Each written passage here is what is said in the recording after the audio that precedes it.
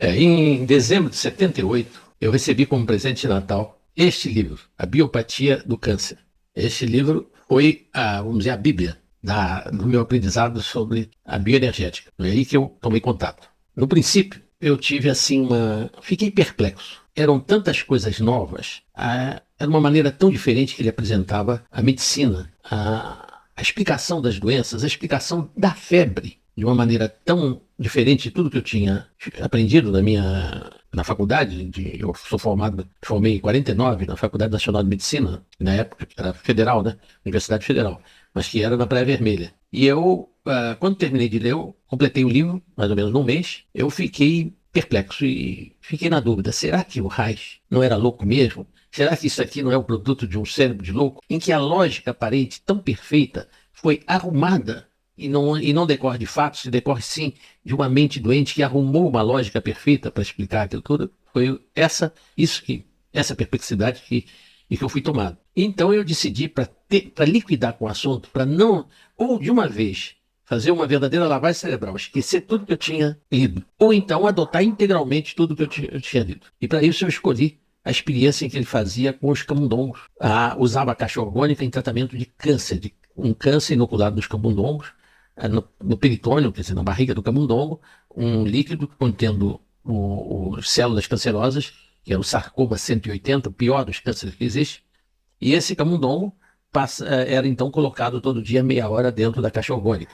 E tinha, segundo o Reich, nas experiências que ele relata no livro, tinha uma sobrevida quase triplicada, sem nada mais a não ser o uso de meia hora por dia da caixa orgânica.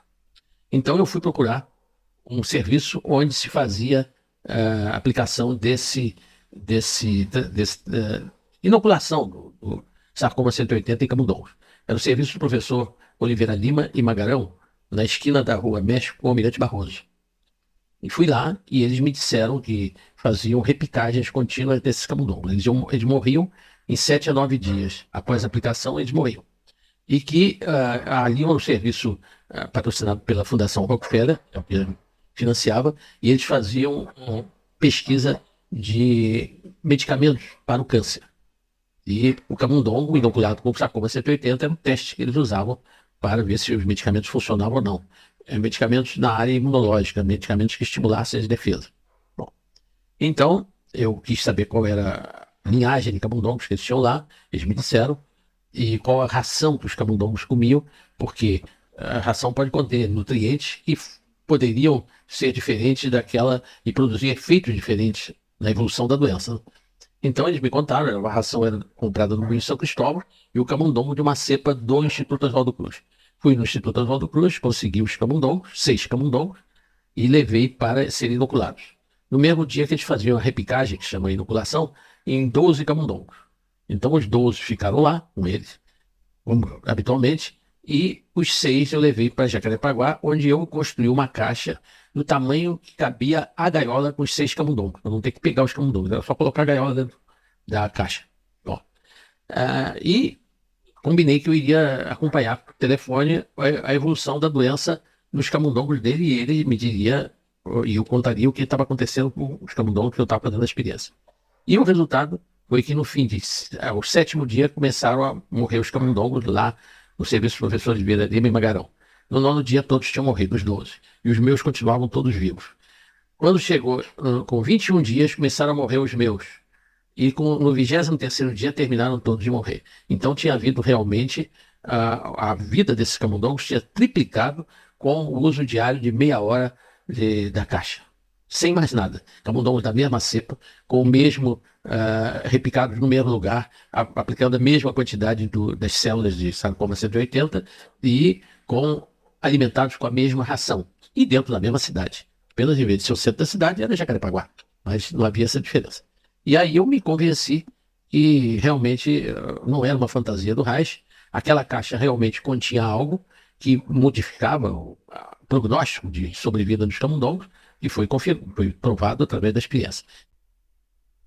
Agora, o que me levou a usar a caixa fora da medicina, quer dizer, como em outro campo, foi a crítica de um colega meu de turma, que já é falecido. E quando eu contei a história dos camundongos, ele disse, olha, isso não prova nada.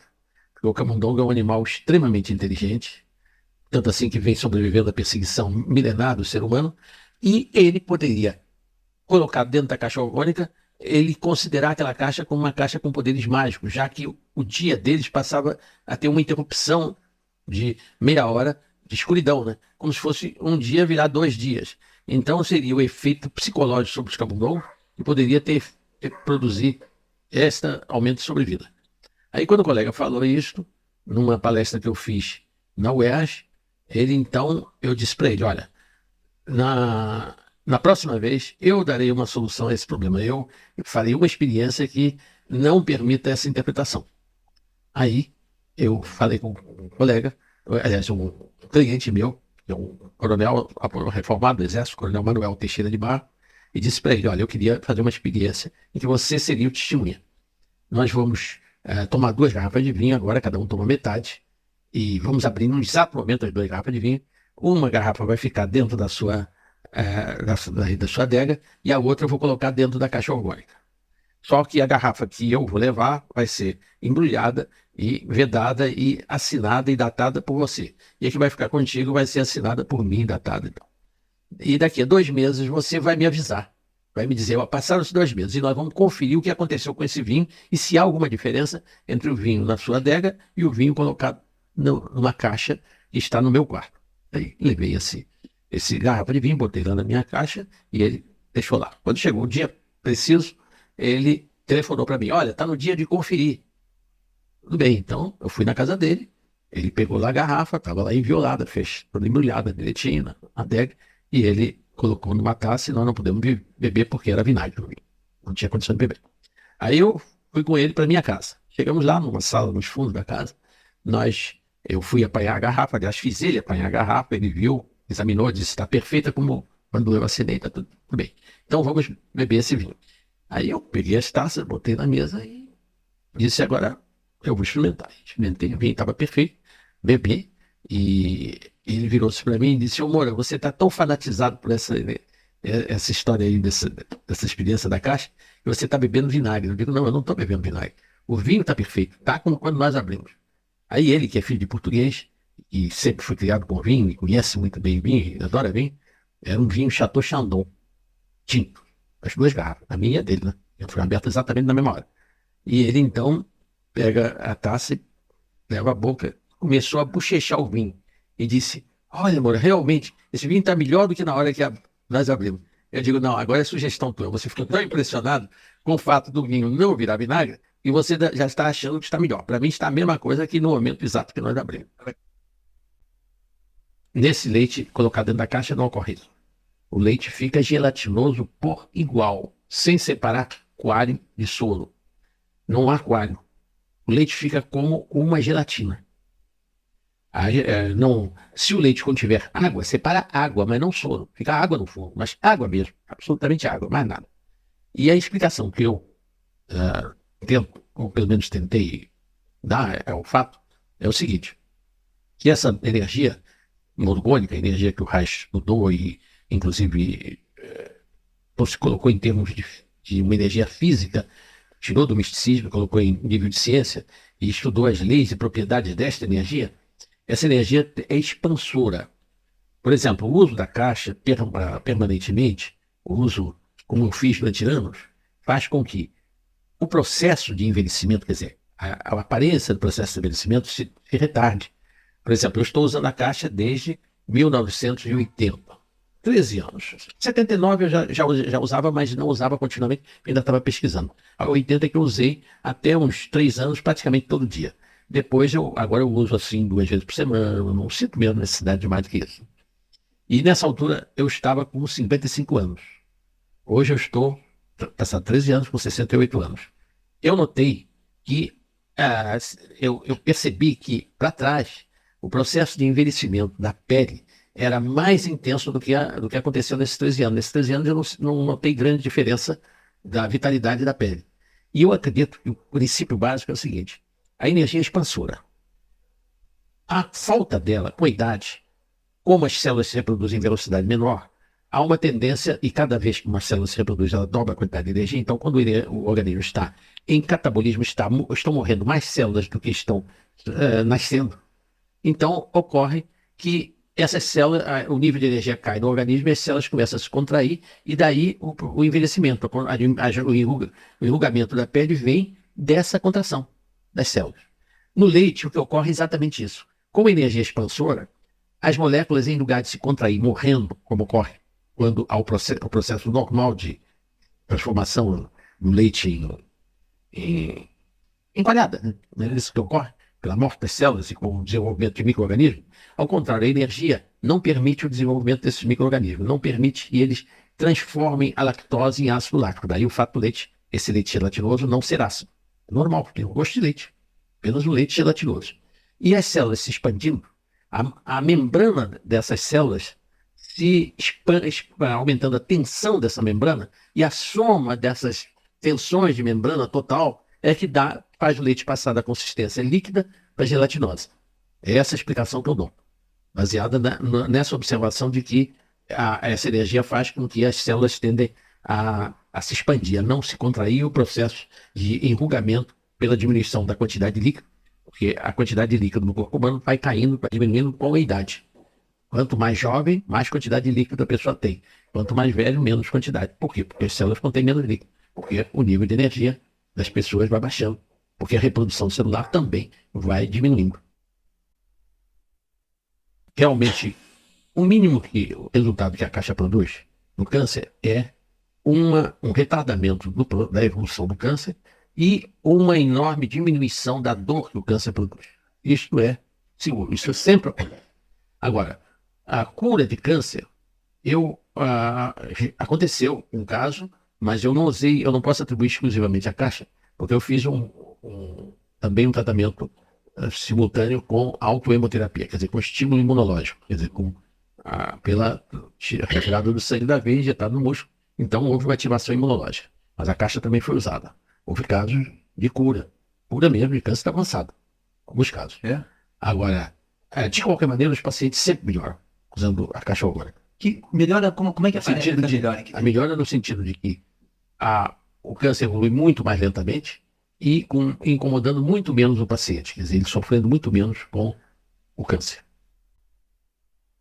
Não, houve cura de câncer, um câncer de palato duro, inoperável também, caso que nessa época, esse paciente já não era mais, esse câncer não havia mais possibilidades cirúrgicas para ele, e o doente não quis fazer quimioterapia, e o uso da caixa fez com que esse câncer evoluísse, curou totalmente sem nada, isso comprovado no São Francisco. Eu tive o caso de Maria das Dores, que é um caso terminal de câncer, mas que houve as duas coisas. Aí no caso não foi autohemoterapia, não, foi as vacinas do professor Sembranelli, de São Paulo, e esse caso foi extraordinário mesmo, porque eu era em 1980, eu era diretor da DIMED, que fiscalizava os medicamentos, né, no Ministério da Saúde. E o professor Sembranelli trouxe as vacinas para serem examinadas no Instituto Oswaldo Cruz. Mas, infelizmente, o Instituto Oswaldo Cruz apenas disse que as vacinas não estavam contaminadas. Não estudou o poder anticancerígeno dessas vacinas. Não foi dado um laudo em relação a isso. Mas ele me trouxe 2 amostras, e uma outra para eu aplicar numa paciente que tivesse algum caso avançado. E apareceu nessa mesma noite no meu consultório uma moça de 30 anos, chamava-se Maria das Dores, que tinha sido operada no Hospital Cardoso Fontes, em Jacarepaguá, de um tumor que ocorreu após a gravidez, no 3º mês de gravidez. Ocorreu o abdômen dela, quer dizer, após o 3º mês, no fim da gravidez, depois que ela teve uma menina, aos 30 anos de idade, 3 meses depois, o abdômen dela começou a crescer e ela fez uma ultrassonografia e constataram que era um tumor.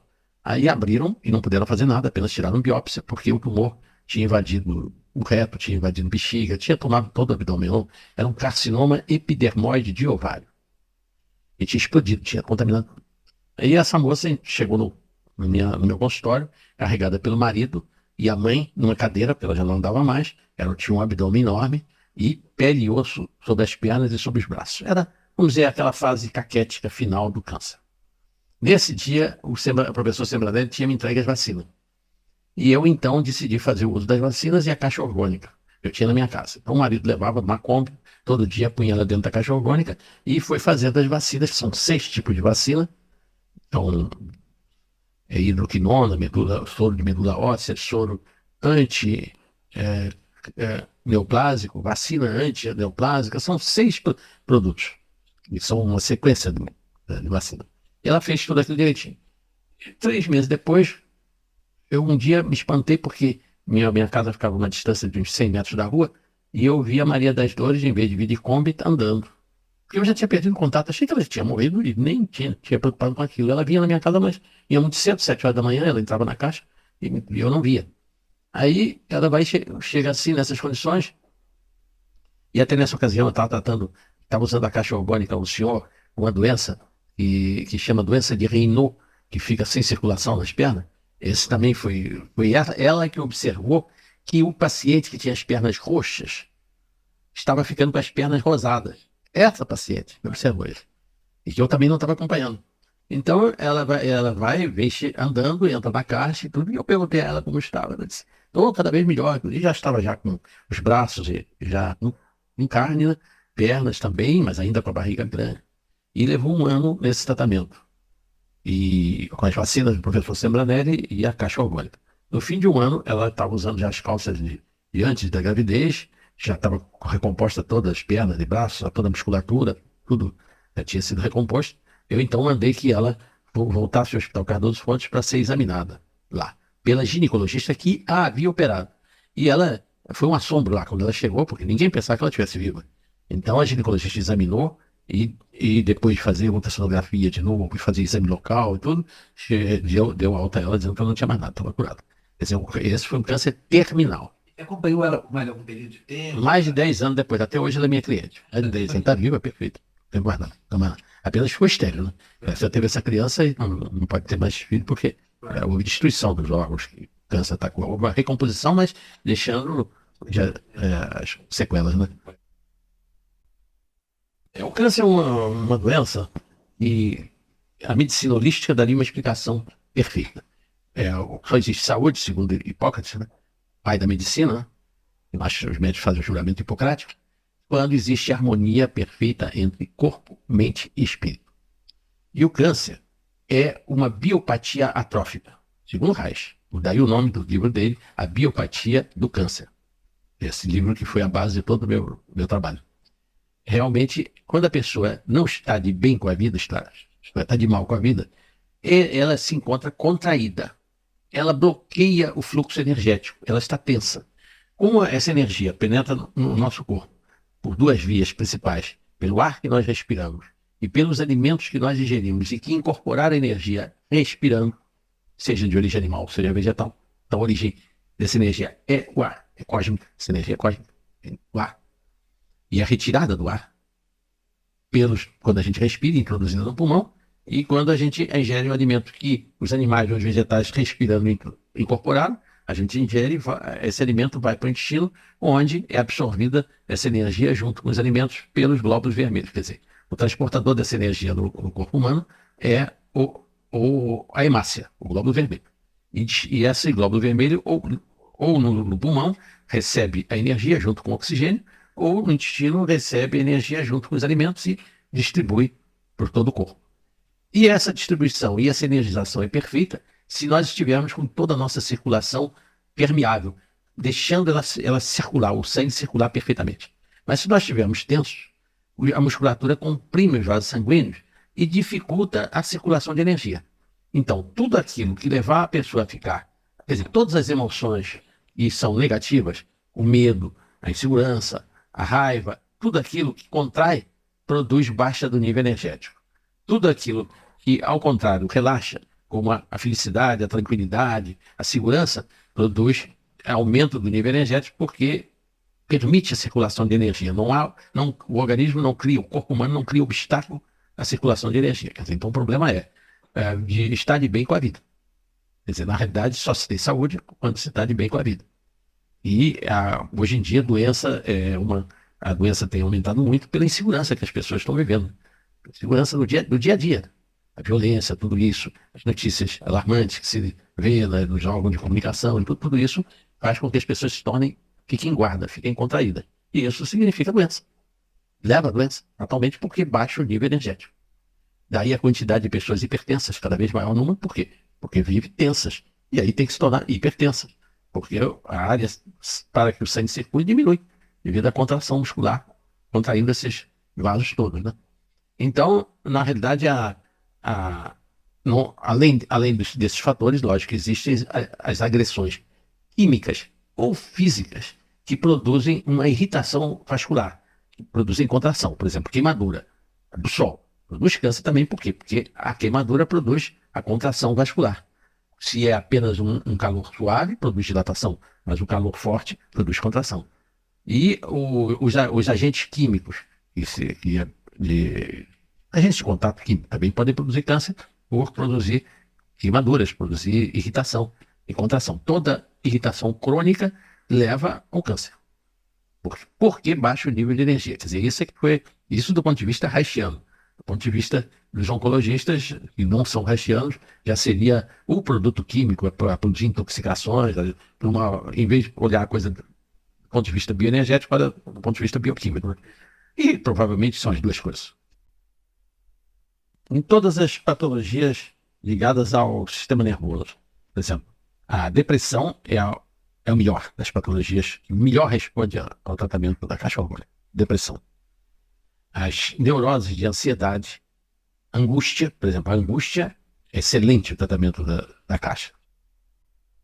Na hipertensão arterial, muito bem. Em todas as doenças que produzem constricção vascular, como no caso da doença de Raynaud-Leber, também dá ótimo resultado.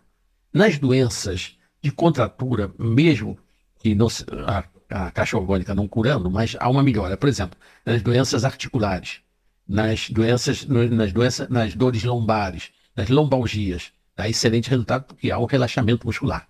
Então, desse relaxamento vem a melhora dos nervos comprimidos, já deixam de ser tão comprimidos e há uma melhora. As doenças que são chamadas autoimunes, de autoagressão, todas elas têm melhora com a caixa orgânica. Artrite reumatoide, todas elas, lúpus, esclerodermia, porque nessas doenças existe uma autoagressão. Então, existe, vamos dizer, uma condição em que a pessoa está se punindo. E a caixa orgânica cria uma euforização, melhora a atitude em relação à vida. Agora, a caixa não é só a caixa que funciona. Por exemplo, se a pessoa vai para um clima de montanha, o nível de energia é diferente.